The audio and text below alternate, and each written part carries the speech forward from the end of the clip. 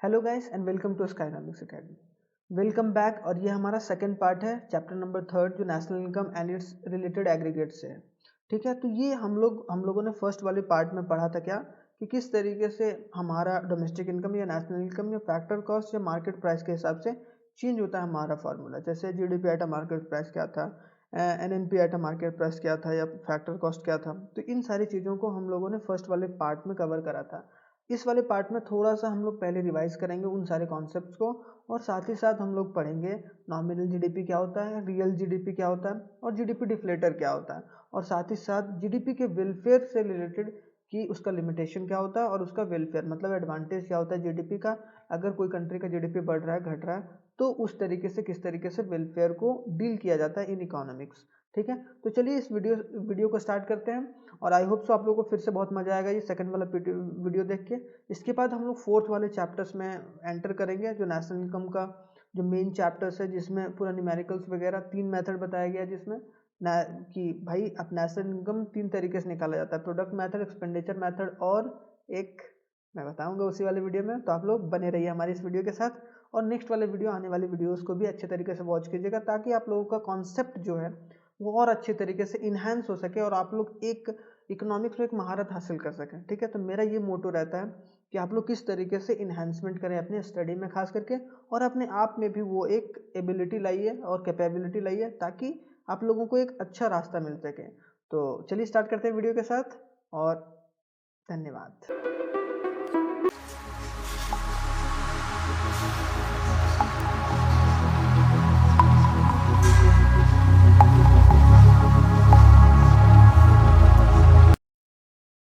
Hello guys, तो चलिए start करते हैं आज एक बहुत ही इम्पोर्टेंट, जो कि हमारा पार्ट सेकंड है। क्या पार्ट सेकंड? हम लोगों ने पार्ट फर्स्ट पढ़ा था नेशनल इनकम में रिलेटेड एग्रीगेट्स का, और बहुत अच्छे तरीके से हम लोगों ने उसमें क्या क्या पढ़ा था कि भाई नेशनल इनकम क्या होता है, डोमेस्टिक इनकम क्या होता है, मार्केट प्राइस कैसे काम करता है, और फैक्टर कॉस्ट क्या क्या होते हैं। इन सारी चीज़ों को हम लोगों ने अच्छे तरीके से पढ़ने की कोशिश करी थी पहले वाले वीडियो में, और साथ ही साथ हम लोगों ने थोड़ा सा फार्मूलाज वगैरह भी देखा था कि किस तरीके से जीडीपी या एनडीपी एट फैक्टर कॉस्ट या मार्केट प्राइस होता था। तो अब उसी को थोड़ा सा रिवाइज करते हैं हम लोग, और ये चैप्टर बहुत ही इंपॉर्टेंट है, क्योंकि इसके बाद वाला चैप्टर जो फोर्थ वाला चैप्टर है वो बहुत ही इंपॉर्टेंट हो जाता है। तो इसमें हम लोगों ने क्या क्या पढ़ा था वो एक थोड़ा सा जल्दी से रिकवर कर लेते हैं हम लोग। जीडीपी एट मार्केट प्राइस हम लोगों ने पढ़ा था कि जीडीपी एट मार्केट प्राइस क्या होता है, market value of final goods and service produced with in the country. कभी भी अगर डी है बीच में, मतलब क्या डोमेस्टिक के बारे में बात हो रहा है, तो मतलब वो हमारे देश के अंदर के बारे में बात होगा। मतलब हमारे देश के अंदर जितनी भी गुड्स एंड सर्विस प्रोड्यूस हुआ है फिजिकल बाउंड्री के अंदर, हमारे टेरिटरी के अंदर, इंडिया के अंदर जितने भी, मान लो इंडिया का निकाल रहे, तो इंडिया के अंदर जितनी भी गुड्स एंड सर्विस प्रोड्यूस हुई है उनको हम लोग क्या बोलेंगे, जीडीपी एट मार्केट प्राइस, एक अकाउंटिंग ईयर में। ठीक है, हम लोगों ने फिर एनडीपी मतलब क्या, net domestic product eight market price. Net कभी भी आ जाता है तो क्या उसमें से कुछ ना कुछ माइनस होता है, और जो जीडीपी में अगर मार्केट प्राइस में, जीडीपी एट मार्केट प्राइस में अगर माइनस कर देंगे डेप्रिसिएशन, जिस तरीके से मैंने बताया था कि 10,000 रुपये आपके पिताजी का इनकम है, अगर 8,000 रुपया वो बच रहा है, 2,000 रुपया आपने क्या दिया, टैक्स के रूप में दे दिया। इसका मतलब क्या, आपका नेट, आपके पिताजी का नेट इनकम कितना है, नेट इनकम कि कुछ माइनस होके नेट आता है। ठीक है, और ग्रॉस मतलब पूरा, तो ग्रॉस मतलब पूरा पूरा कंट्री का।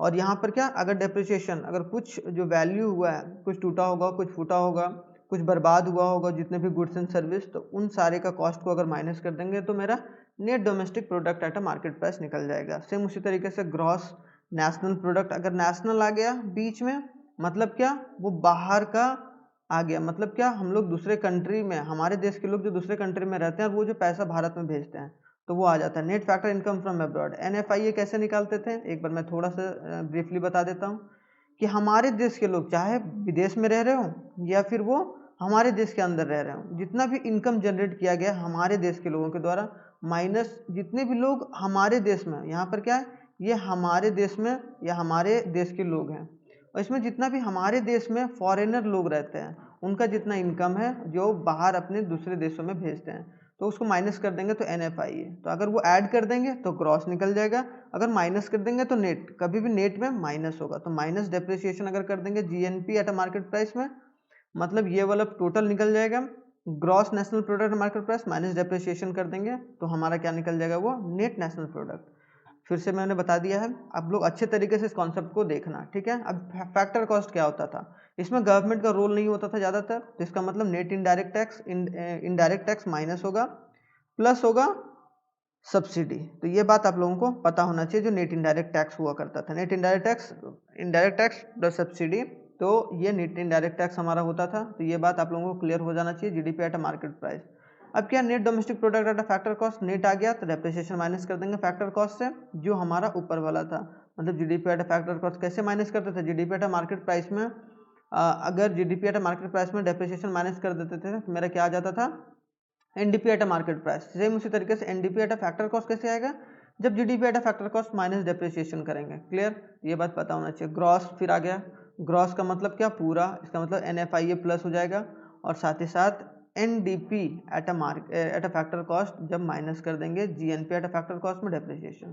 तो ये सारे फॉर्मूलाज है जो आप लोगों को पता होना चाहिए, और डेफिनेटली क्योंकि आने वाले चैप्टर्स में यूज होगा, तो आप लोग फ्रिक्वेंटली ये सब चीज़ को जल्दी से जल्दी याद कर लें या फिर थोड़ा सा रिवाइज कर लें, तो आप लोगों को बहुत फायदा होगा। अब आते हैं क्या, हमारा नेक्स्ट टॉपिक क्या है कि जो नॉमिनल जीडीपी और रियल जीडीपी क्या होता है। पहले मैं थोड़ा सा कॉन्सेप्ट बता देता हूँ। जो नॉमिनल जीडीपी होता है वो करंट ईयर के बेस पर काउंट होता है, मतलब करंट ईयर के बेस पर कैसे होता है वो बताऊंगा अभी। और जो रियल जीडीपी होगा वो हमारे बेस ईयर पर काउंट होगा। जैसे मान लो हमारा बेस ईयर अभी ये माना गया सरकार के तरीके से कि 2011 है, 2011 अभी क्या चल रहा है, 2022 चल रहा है, ठीक है। और करंट प्राइस पे मान लो 2021 है और 2022 है, करंट है यही कि 2021-22 में। तो मान लो अगर 2022 में नॉमिनल जीडीपी भारत सरकार बता रही है, तो अगर मान लो कि 5 रुपया कोई पर्टिकुलर कॉस्ट था और अभी उसका क्या हो गया, 6 रुपया हो गया, इसका मतलब क्या हो गया, प्लस 1 रुपीज़ इंक्रीमेंट हुआ है। लेकिन अगर ₹2 था हमारा 2011 में और 2022 में उसका इंक्रीज होकर ₹6 हो गया है, इसका मतलब ₹4 का इंक्रीमेंट हुआ है। मतलब रियल के कितना बढ़ा है हमारा, +4। लेकिन बेस मतलब अगर नॉमिनल जीडीपी के बारे में बात करें तो कितना बढ़ा है, 1 रुपया बढ़ा है। तो सरकार हमेशा ये दिखाती है, रियल जीडीपी के बारे में नहीं बताती है। और लोगों के पास जानकारी भी नहीं होता, तो आप लोग बहुत धनी हो कि आप लोगों को 12th में ही पता चल गया कि नॉमिनल जीडीपी और रियल जीडीपी क्या होता है, ठीक है। तो चलिए स्टार्ट करते हैं nominal GDP. Nominal GDP it refers to the GDP at a current price. अगर करंट प्राइस के हिसाब से अगर कोई जीडीपी निकाला जा रहा है, जीडीपी का मतलब पहले ही बता चुके भाई, जीडीपी का मतलब जितना भी गुड्स एंड सर्विस हमारे देश के फिजिकल बाउंड्री के अंदर अर्न किया जाता है या उसकी जितनी वैल्यू होती है, जितना प्रोड्यूस किया जाता है उसका जितना वैल्यू रहता है, उसको हम लोग जीडीपी बोलते हैं। तो market value of final goods and service produce within the country और estimation at a current price. Current year के प्राइस पर जितना भी हमारा गुड्स एंड सर्विस प्रोड्यूस हुआ है, मान लो क्वांटिटी या प्राइस, तो जितना क्वांटिटी एक साल में प्रोड्यूस हुआ जिस प्राइस पर हुआ है वो सारे को अगर ऐड कर देंगे और हमारे देश के अंदर हुआ है, तो हम लोग उसको बोलेंगे क्या, नॉमिनल जीडीपी, ठीक है। मतलब क्वांटिटी ड्यूरिंग अकाउंटिंग ईयर और प्राइस लेवल क्या होगा, ड्यूरिंग अकाउंटिंग ईयर जो भी प्राइसेस हमारे रहे हैं करंट ईयर के हिसाब से। रियल जीडीपी क्या होता है, it refers to the constant price. Constant price मतलब बेस ईयर को अगर लिया जाए प्राइस, बेस ईयर अगर प्राइस लिया जाएगा तो वो हमारा क्या हो जाएगा, रियल जीडीपी के बारे में बताएगा। It is a market value of final goods and service produce within the domestic territory. जो वहाँ होता था यहाँ भी होता है, जो भी डोमेस्टिक टेरिटरी के अंदर।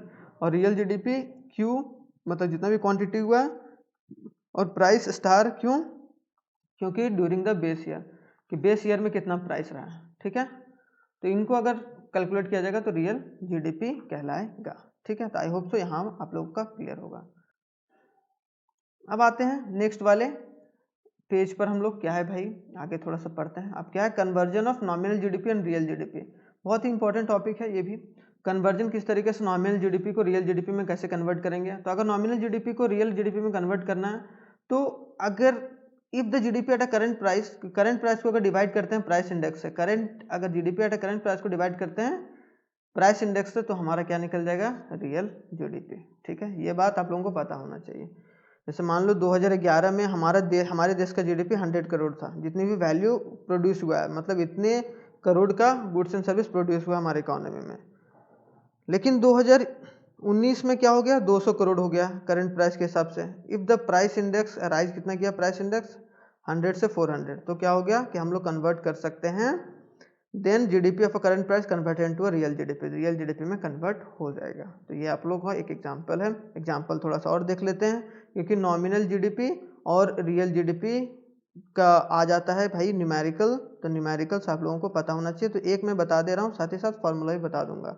ठीक है, नॉमिनल जीडीपी बोला है कि फाइंड कीजिए भाई नॉमिनल जीडीपी क्या, अगर रियल जीडीपी 240 है, 240 है और प्राइस इंडेक्स 120 है, तो nominal GDP is equal to real GDP into price index by 100। ठीक है, तो प्राइस इंडेक्स कितना है, अगर 240 क्या है मेरा रियल जीडीपी इंटू 120 क्या है प्राइस इंडेक्स बाई 100, तो 0 0 कट गया भाई, 0 0 कट गया, इसका मतलब 24 इंटू 12 करेंगे तो मेरा क्या आएगा 288, इसका मतलब वो मेरा क्या निकल गया नॉमिनल जीडीपी। अगर यहीं पर इसी फॉर्मूले को अगर देखा जाए, अगर इसको रियल जीडीपी में कन्वर्ट करना है तो रियल जीडीपी क्या हो जाएगा, रियल जीडीपी इधर रख लो भाई, रियल जीडीपी है इधर, और उधर क्या हो जाएगा नॉमिनल जीडीपी, नॉमिनल जीडीपी, और इधर से अगर प्राइस इंडेक्स जाएगा इनटू में है, इनटू में है तो यहाँ पर डिवाइड में हो जाएगा, मतलब प्राइस इंडेक्स नीचे चला जाएगा और ये डिवाइड में है इनटू 100 तो इनटू 100 ये हो जाएगा, तो हमारा ये रियल जीडीपी, अगर रियल जीडीपी निकालने आ गया तो आप लोग ये फॉर्मूला इस्तेमाल कर सकते हैं जो इसी से निकला हुआ है। तो आई होप सो ये भी क्लियर होगा सही तरीके से। ठीक है, अब हम लोग पढ़ते हैं जीडीपी डिफ्लेटर। देखो भाई थोड़ा सा अच्छे तरीके से लेके चलो क्योंकि बहुत ही इंपॉर्टेंट टॉपिक है ये एग्जाम पॉइंट ऑफ व्यू से, और आप लोगों को पता भी होना चाहिए थोड़ा सा एज अ सिटीजन भी, और आप लोग बहुत धनी हो कि आप लोग 12th क्लास में ही पता चल जा रहा है जो मैंने पहले भी कहा। अगर जीडीपी डिफ्लेटर के बारे में, डिफ्लेटर मतलब डिफ्लेक्ट कैसे करता है, कम और ज़्यादा कब होता है जीडीपी, तो अगर उसको अगर दिखाना हो तो हम लोग क्या दिखाते हैं, रेशियो बिटवीन, रेशियो किसका किसका, नॉमिनल जीडीपी का, नॉमिनल जीडीपी, नॉमिनल जीडीपी का रेशियो से अगर बोला जाए रियल जीडीपी, रियल जीडीपी वही बताया है कि nominal GDP is to real GDP, it refers to the ratio between the GDP at a current price, current price क्या है नॉमिनल जीडीपी, और GDP at a constant price क्या है real GDP. ठीक है, तो nominal GDP is to real GDP क्या होगा, GDP deflator, it is expressed at, कैसे, इसका फॉर्मूला क्या होता है, ये भी फॉर्मूला याद रखना, दो ही फॉर्मूला याद रखना है, एक पीछे वाला फॉर्मूला जो हमने बताया रियल और नॉमिनल का, और फिर जीडीपी डिफ्लेटर का। यहाँ पर GDP at a current price मतलब करंट प्राइस का मतलब nominal GDP by real GDP into 100।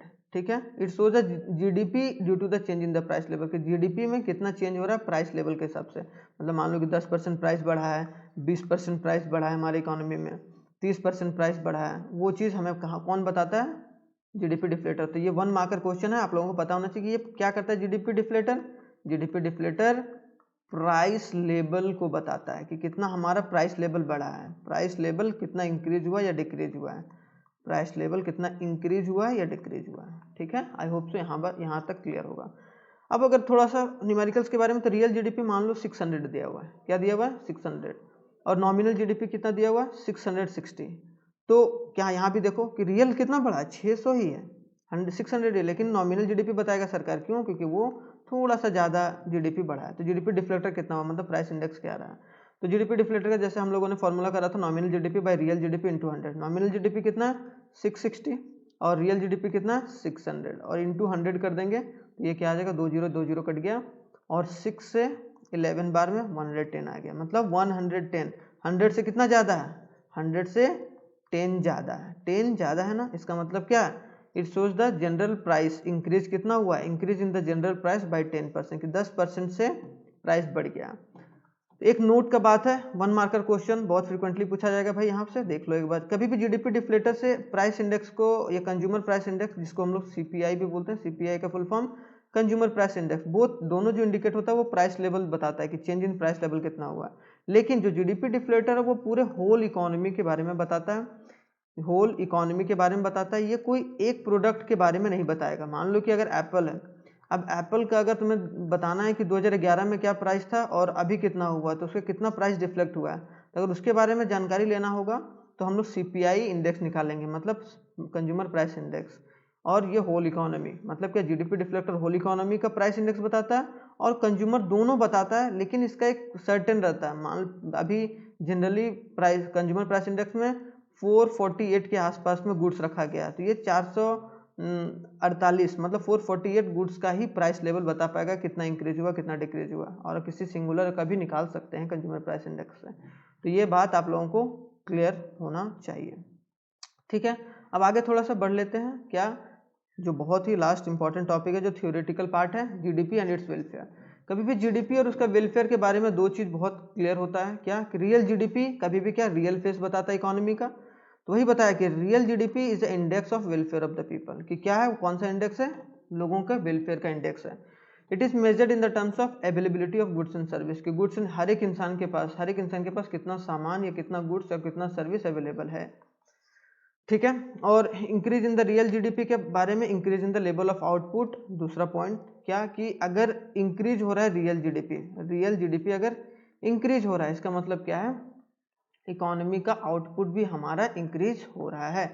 तो greater availability of the person implies that higher level of welfare, और जितना ज़्यादा हमारा रियल जीडीपी अच्छे से बढ़ेगा उतना ज़्यादा आउटपुट बढ़ेगा और उतना अवेलेबिलिटी, लोगों के पास सामान ज़्यादा पहुँचेगा। इन द सेंस, अगर मान लो 2011 में किसी इंसान के पास, अगर एक इंसान के पास 5 kg ऑफ राइस पहुँच रहा था, तो आज 10 kg ऑफ राइस पहुँच रहा है, तो इसका मतलब क्या, 5 kg ज़्यादा पहुँच रहा है ना, इसका मतलब इंक्रीज इन रियल जीडीपी हुआ है।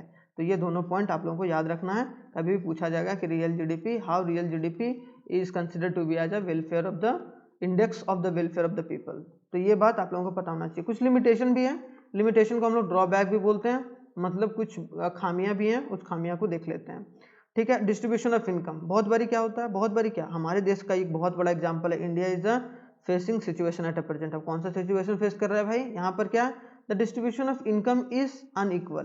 क्या है, डिस्ट्रीब्यूशन ऑफ इनकम अनइक्वल है, मतलब रिच और पुअर के बीच में बहुत बड़ा खाई है, मतलब रिच जो है वो और रिच होता चला जा रहा है, पुअर जो है वो और गरीब होता जा रहा है। तो ये चीज़ बहुत है, तो इससे क्या होगा, कंट्री का डेवलपमेंट, मतलब इनकम कंट्री बढ़ रहा है, मतलब कि रियल जीडीपी तो बढ़ रहा है या नॉमिनल जीडीपी तो बढ़ रहा है, मतलब जीडीपी तो बढ़ रहा है, लेकिन क्या है कि गरीब और अमीर के बीच का जो पैसा का जो मात्रा है, या बोला जाए मॉनेटरी बेनिफिट है या कोई भी वेलफेयर है, वो नहीं बढ़ पा रहा है दोनों को इक्वल पार्ट में। इसका मतलब क्या है, GDP growth fails to reflect, मतलब जीडीपी ग्रोथ हो रहा है लेकिन वो फेल कर रहा है रिफ्लेक्ट करने में सोशल वेलफेयर तो नहीं हो रहा है, अमीर अमीर होते चले जा रहे हैं, गरीब और गरीब होता चला जा रहा है। ये बात पता होना चाहिए, ये लिमिटेशन है, इसको सरकार को थोड़ा सा अपने और अच्छे तरीके से देखना चाहिए। कंपोजिशन ऑफ जीडीपी में not be a welfare oriented, कभी कभी क्या होता है, कंपोजिशन ऑफ जीडीपी अगर वेलफेयर ओरिएंटेड नहीं है तो वो हमारे देश के लिए अच्छा नहीं है। जैसे increase in the production of defence goods, अब गोला बारूद हम लोग बना रहे हैं अपनी सिक्योरिटी के लिए, एक समय एक तरीके से ठीक है कि सिक्योरिटी के लिए आप अपनी भाई ज़मीन को बचाना है तो वो चीज़ इंपॉर्टेंट है, लेकिन अब इतना खर्चा नहीं करो कि भाई यहाँ के लोग भूख से मर रहे हैं और आप क्या है कि हथियार पर हथियार बनाते जा रहे हैं। इसका मतलब क्या, it direct increase the welfare of the people, ये कोई डायरेक्ट इंक्रीज नहीं कर रहा है वेलफेयर ऑफ द पीपल पर।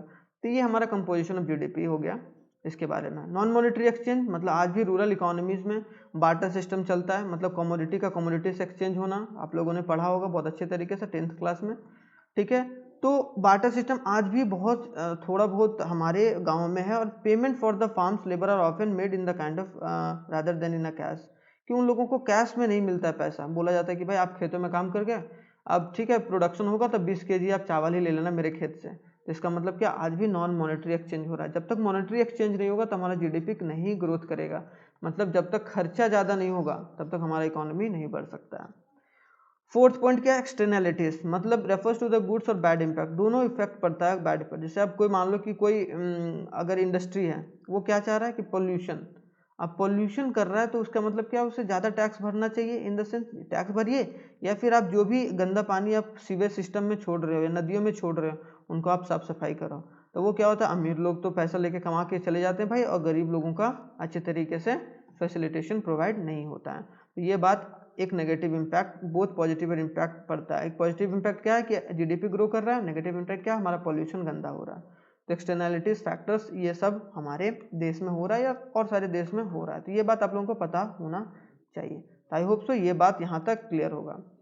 तो हम लोगों ने क्या क्या पढ़ा भाई, एक बार थोड़ा सा रिवाइज कर लेते हैं, क्विक रिवीजन। हम लोगों ने 2 पार्ट में कवर करा, national income of and related aggregates, जो भी रिलेटेड एग्रीगेट्स है उसको हम लोगों ने 2 पार्ट में पढ़ा। पार्ट 1 में हम लोगों ने पढ़ा, क्या पढ़ा हम लोगों ने भाई, 3 चीज़ों के बारे में पढ़े, क्या नेशनल इनकम और डोमेस्टिक इनकम क्या होता था, डोमेस्टिक इनकम। उसके बाद हम लोगों ने पढ़ा था कि मार्केट प्राइस किस तरीके से काम करता था, फैक्टर कॉस्ट किस तरीके से काम करता था, और साथ ही साथ हम लोगों ने फार्मूलेज भी देखे, फार्मूलाज वगैरह देखें कि किस तरीके से मार्केट प्राइस को फैक्टर कॉस्ट में बदला गया। सेकेंड पार्ट में हम लोगों ने क्या क्या पढ़ा, रियल जीडीपी के बारे में पढ़ा, नॉमिनल जीडीपी के बारे में पढ़ा, और साथ ही साथ किसके बारे में पढ़ा, और साथ ही साथ वेलफेयर ऑफ द जीडीपी, कि कैसे वेलफेयर ऑफ द जीडीपी होता है और उसका लिमिटेशन क्या है। तो ये इन सारी चीज़ों का हम लोगों ने बहुत अच्छे तरीके से कवर करने की कोशिश करें और साथ ही साथ जीडीपी डिफ्लेटर के बारे में पढ़ें। तो ये टॉपिक क्लियर होना चाहिए क्योंकि एग्जाम पॉइंट ऑफ व्यू से बहुत इंपॉर्टेंट है। और आगे आने वाला चैप्टर जो 4th चैप्टर है उसमें देखो मैं थोड़ा सा बता दे रहा हूँ कि 3 चीज़ हम लोग उसमें पढ़ेंगे कि जो नेशनल इनकम होता है वो 3 तरीके से निकाला जाता है। एक क्या, एक एक्सपेंडिचर मेथड के थ्रू, एक्सपेंडिचर मेथड होगा, और दूसरा क्या होगा इनकम मेथड के थ्रू, और तीसरा क्या होगा प्रोडक्ट मेथड के थ्रू। तो हम लोग ये 3 चीज़ों को अच्छे तरीके से पढ़ने की कोशिश करेंगे और साथ ही साथ ये सारे फॉर्मूलेस वगैरह यूज़ होगा, तो आप लोग अच्छे तरीके से कवर करने की कोशिश करोगे। ठीक है, तो आप बने रहिएगा हमारे इस वीडियो के साथ। और कैसा लगा आप लोगों को वीडियो आप कमेंट बॉक्स में कमेंट करके बता सकते हैं। अगर आप लोग को डायरेक्टली पीडीएफ चाहिए होगा तो हमारे कमेंट बॉक्स से, जो भी डिस्क्रिप्शन बॉक्स है नीचे, या हमारे कमेंट बॉक्स में जाकर वहाँ से डाउनलोड कर सकते हैं आप लोगों को डायरेक्टली पीडीएफ, और वो आप लोग प्रिंट आउट करा के आप लोग पढ़ सकते हैं अगर हमारे साथ अच्छे तरीके से पढ़ेंगे तो। ठीक है, और अगर आप लोग वहाँ से भी डाउनलोड नहीं हो रहा तो आप लोग हमारे इस व्हाट्सएप नंबर पर एक बार मैसेज कर सकते हैं, और मैसेज के थ्रू आप लोग वहाँ बता दीजिएगा कि I need PDF of this chapter, then we will send you there. Okay, तो चलिए आज के लिए सेवा समाप्त करते हैं यहीं पर, मिलते हैं नेक्स्ट वाले चैप्टर में। तब तक के लिए थैंक यू वेरी मच, जय हिंद।